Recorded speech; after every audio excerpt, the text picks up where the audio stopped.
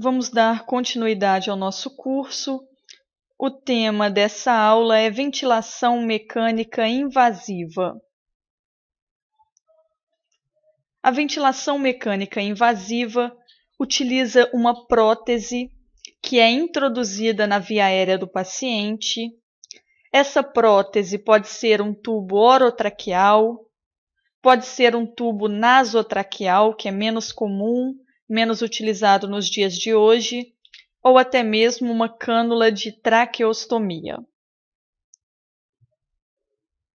Nessa imagem, nós temos o tubo endotraqueal, que é também chamado orotraqueal. E na imagem ao lado, a cânula de traqueostomia. É através dessas próteses que o paciente recebe a ventilação artificial.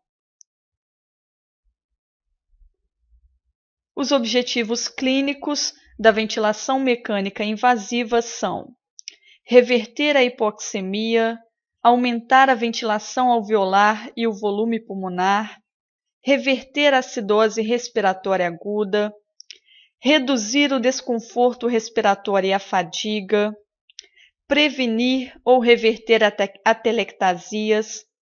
É objetivo também da ventilação mecânica permitir sedação, anestesia ou uso de bloqueadores, reduzir o consumo de oxigênio sistêmico e miocárdico, reduzir a pressão intracraniana e estabilizar a parede torácica. Agora nós vamos falar das indicações da ventilação mecânica invasiva. A primeira dela são os casos de reanimação devido à parada cardiorrespiratória. A ventilação mecânica invasiva também é indicada nos casos de hipoventilação e apneia, insuficiência respiratória, falência mecânica do aparelho respiratório, que pode ser provocada por fraqueza muscular, doenças neuromusculares, paralisia, comando respiratório instável, prevenção de complicações respiratórias, como no caso de restabelecimento no pós-operatório de cirurgias, e parede torácica instável. Temos aqui alguns parâmetros para indicação da ventilação mecânica. O primeiro deles é o volume corrente, que possui como valor normal 5 a 8 ml por quilo. Então, aquele paciente que tem um volume corrente menor que 5 ml por quilo, ele pode necessitar de ventilação mecânica. Dando continuidade à capacidade vital, valor normal de 65 a 75 ml por quilo. A ventilação mecânica está indicada para aqueles pacientes com capacidade vital muito reduzida, valores inferiores a 10 a 15 ml por quilo. Capacidade residual funcional, valor normal de 50 a 60%. A ventilação mecânica é indicada nos casos onde a capacidade residual funcional é menor que 10%. Frequência respiratória, valor normal de 12 a 20 incursões respiratórias por minuto. Aqueles pacientes que apresentam uma taquipneia, com frequência respiratória acima de 35 incursões respiratórias por minuto, também pode precisar de ventilação mecânica. Pressão inspiratória máxima, o valor normal é de menos 90 a menos 120. E a indicação de ventilação mecânica ocorre nos casos onde essa pressão inspiratória máxima é maior que menos 25. O que é maior que menos 25? É aquele paciente que apresenta uma PI máxima de menos 15, menos 20, menos 10. Pressão expiratória máxima, valor normal é de mais 100 a mais 150. A ventilação mecânica é indicada nos casos onde essa pressão expiratória máxima é menor que mais 25, ou seja, pacientes que apresentam uma PE máxima de mais 20, mais 15, mais 10. Volume minuto, valor normal de 5 a 6 litros por minuto, e a indicação da ventilação é um volume minuto acima de 10 litros por minuto. Ventilação voluntária máxima de 120 a 180, e a indicação da ventilação mecânica é aqueles valores inferiores a 2 vezes o volume minuto. A pressão parcial de oxigênio é de 75 a 100, o valor normal, e a ventilação mecânica está indicada nos casos abaixo de 50, pressão parcial de gás carbônico de 35 a 45 e ventilação mecânica indicada no caso de valores acima de 50. E, por fim, a relação PaO2-FiO2, que é um índice de oxigenação. O valor normal é de 350 a 450. Pode ser indicada a ventilação mecânica caso o paciente apresente uma relação menor que 200.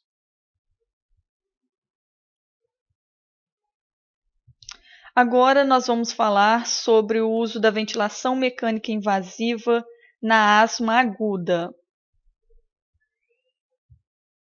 O modo ventilatório mais recomendado é a ventilação com pressão controlada, com monitorização do volume corrente expirado, pois oferece maior segurança para os pacientes em crise de asma aguda, minimizando os riscos de ocorrência de autopipe e barotrauma.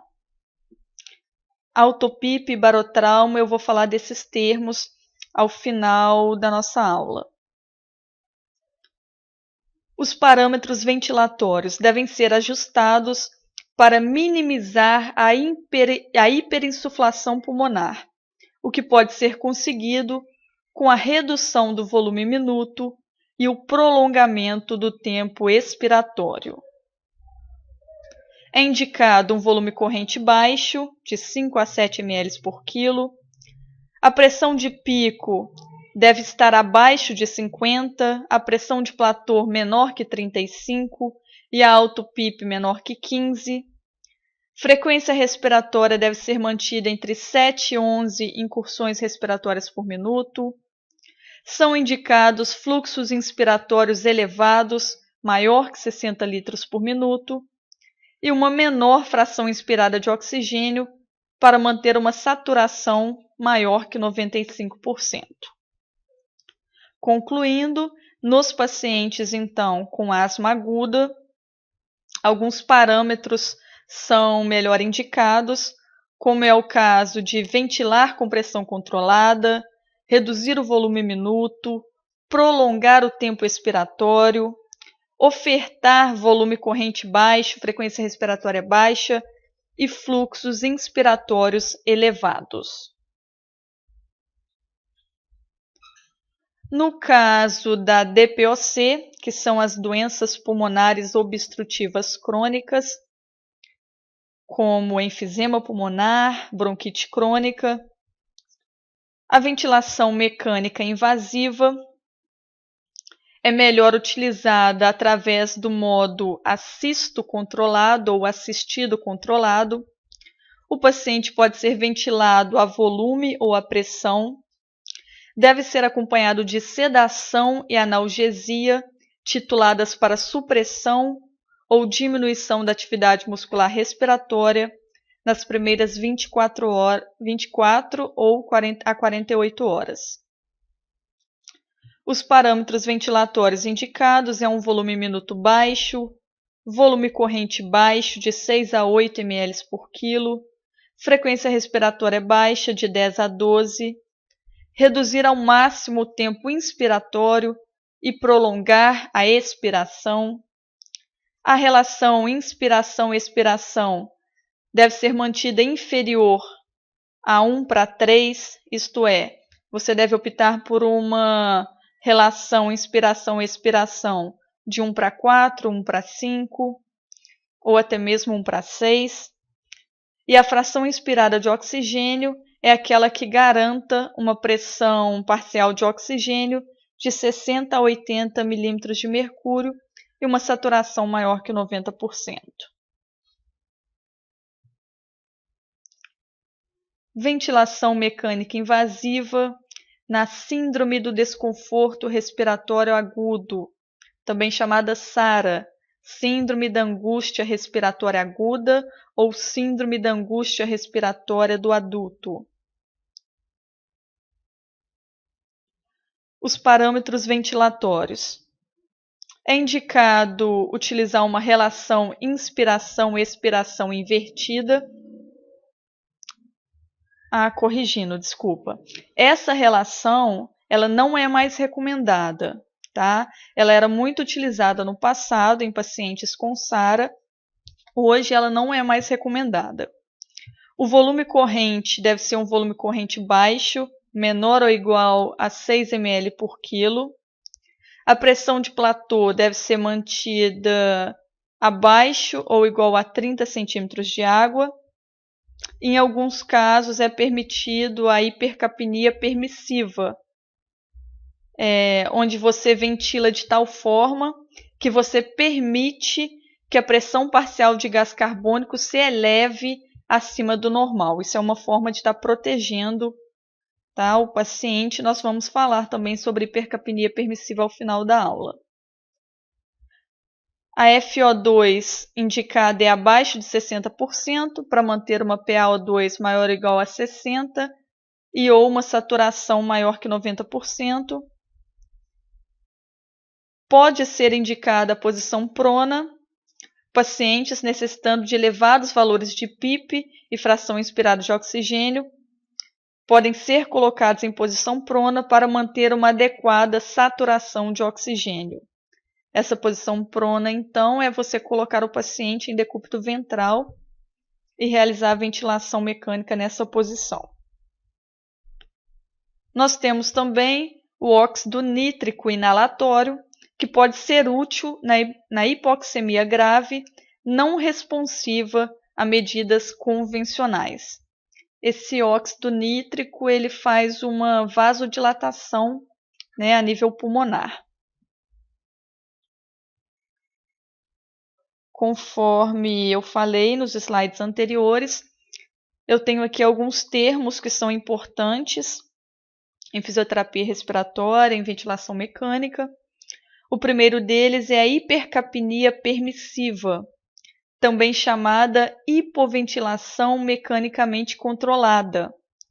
É a elevação da pressão parcial de gás carbônico para valores acima do normal, até 90 milímetros de mercúrio, com um pH acima de 7, que pode ser tolerada durante a ventilação para minimizar a hiperinsuflação pulmonar. Essa hipercapnia permissiva ela é muito utilizada em pacientes com DPOC. A auto-PIP é a retenção de gás intrapulmonar, também chamada hiperinsuflação dinâmica ou PIP intrínseca. O barotrauma é uma complicação da ventilação mecânica, é a lesão dos alvéolos provocada por aumento do volume alveolar, assim como a elevação da pressão nas vias aéreas. E a hipoxemia refratária é a queda dos níveis de oxigênio no sangue. Mesmo com a administração de oxigênio suplementar, esse quadro não se altera. A hipoxemia refratária é muito comum nos casos de SARA. Chegamos ao fim da nossa segunda aula.